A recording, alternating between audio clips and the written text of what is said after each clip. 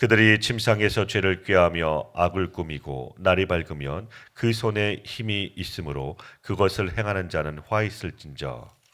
밭들을 탐하여 빼앗고 집들을 탐하여 차지하니 그들이 남자와 그의 집과 사람과 그의 산업을 강탈하도다.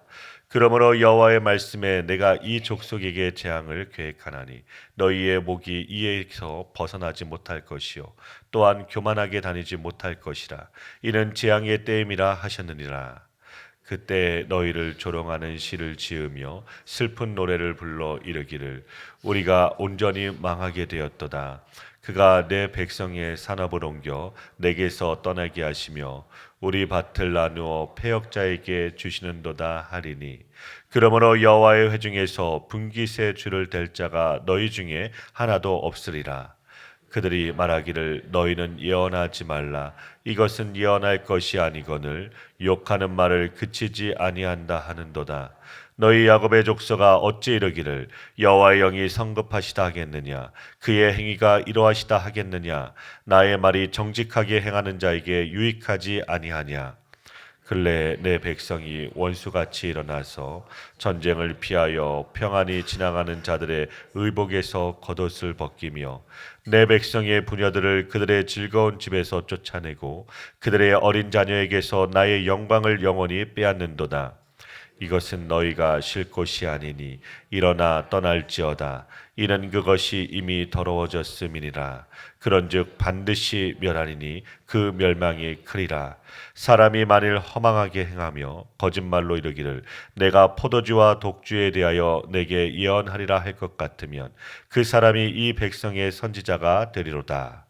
야곱아, 내가 반드시 너희 무리를 다 모으며 내가 반드시 이스라엘의 남은 자를 모으고 그들을 한 처수에 두기를 보스라의 양떼같이 하며 초장의 양떼같이 하리니 사람들이 크게 떠들 것이며. 함께 읽겠습니다.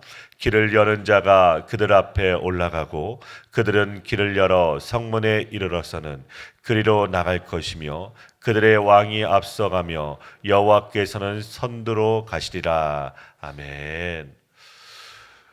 미가는 유다의 지도층을 비난하고 있습니다. 그들이 하나님의 심판을 피할 수 없었던 이유는 온 나라가 타락했기 때문이지만 특별히 지도층의 부정과 부패가 가장 큰 원인이 되었기 때문입니다. 사회적, 경제적, 종교적 리더들이 백성의 모범이 되어 공동체를 올바른 길로 이끌지 못할 때 공동체는 뿌리채 흔들리게 됩니다. 그래서 하나님은 그들을 치리하시고 그들의 손에 백성을 맡기지 않겠다고 말씀하십니다. 오늘 말씀 1절부터 5절 말씀입니다. 지도자들의 악행이 적나라하게 드러나고 있습니다. 그들은 침상에서 죄를 꾀하고 악을 꾸민 후 날이 밝으면 그것을 실행하였습니다. 밤낮으로 악을 생각하며 살았던 것입니다. 그 손에 힘이 있으므로 1절이라는 표현을 주목해 보겠습니다. 힘이 주어지지 말아야 할 사람에게 힘이 주어지는 것은 축복이 아닙니다.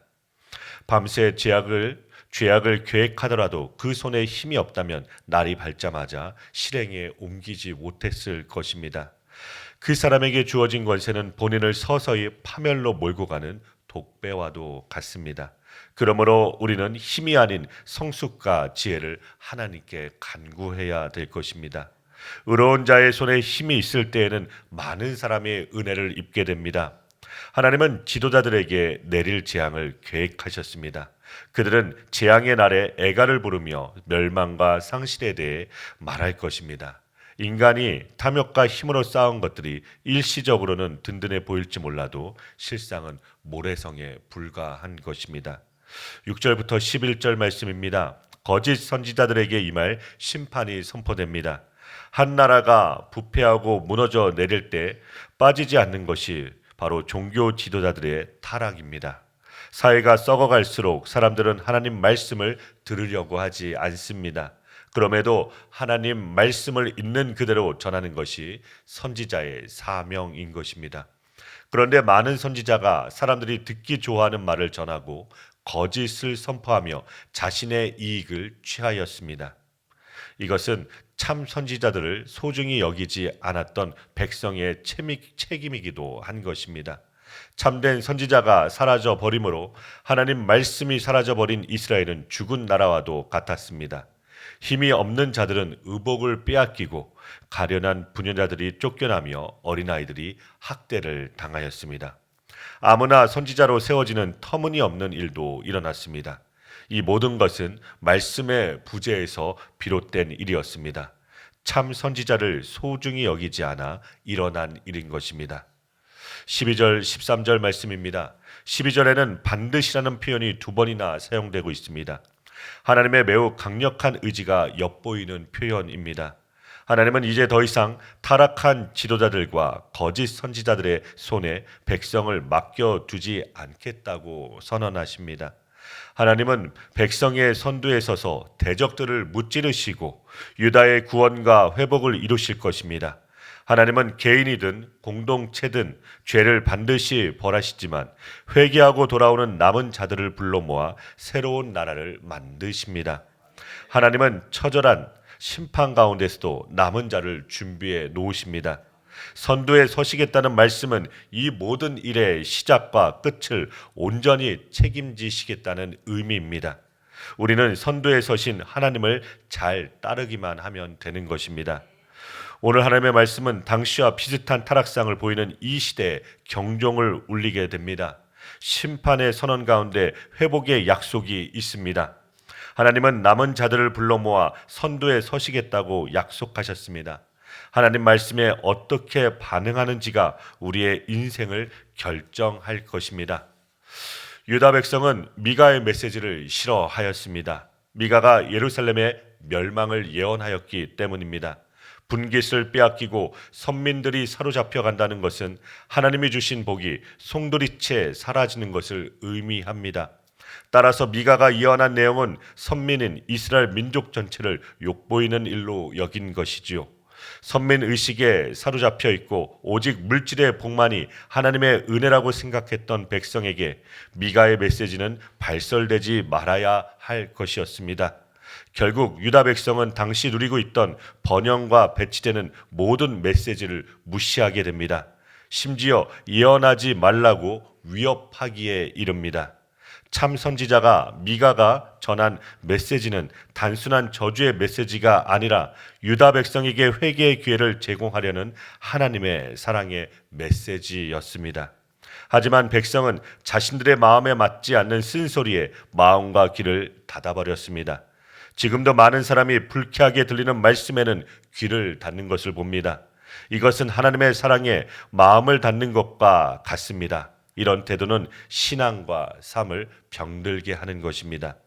우리가 잘못된 길로 가고 있을 때 우리를 사랑하시는 하나님이 우리에게 잘한다 말씀하실 리가 없는 것입니다.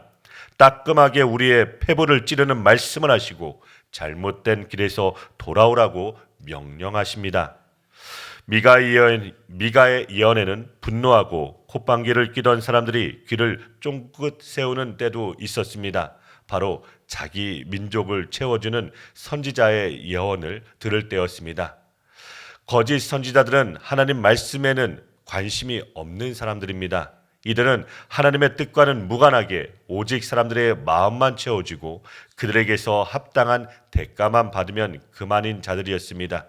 그들이 외치는 것은 포도주와 독주였습니다. 포도주를 마시면 기분이 좋아지고 독주를 마시면 정신을 잃는 것과 같이 유다 백성이 듣고 기분 좋아질 예언, 듣고 자기 체면에 빠질 말씀만 전하고 있었습니다. 철저히 인본주의적인 말씀, 하나님 중심의 예언이 아닌 거짓 복만 전했던 것입니다. 결국 이러한 거짓 선지자들과 그들의 말만 듣던 백성이 합쳐지자 나라는 더욱 황폐하여졌고 하나님의 진노는 더욱 커져만 갔습니다.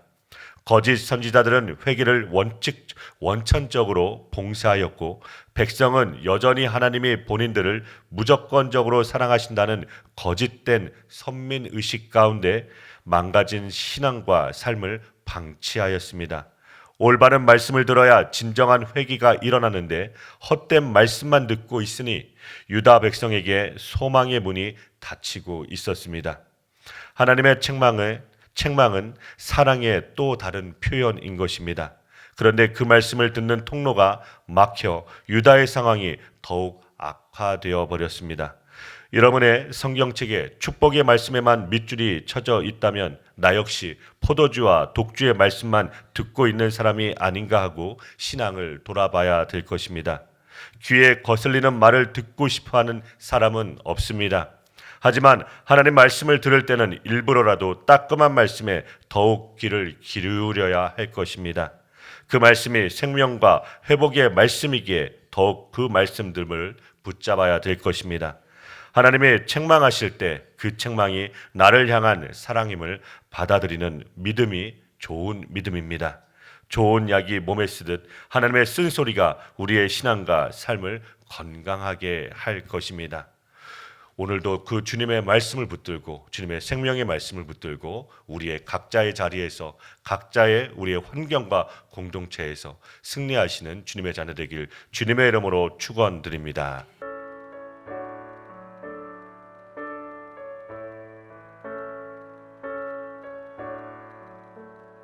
내 모든 시험 무거운 짐을 주 예수 앞에 아뢰이며 근심에 쌓인 날 돌아보사 내 근심 모두 맡으시네.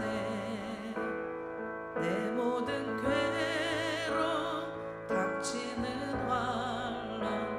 주 예수 앞에 아뢰이며 주께서 친히 날 구해주사 넓으신 사랑 베푸시네. 무거운 짐을 나 홀로 지고 견디다 못해 쓰러질 때 불쌍히 여겨 구원의 주님 은혜의 주님 오직 예수 내 짐이 져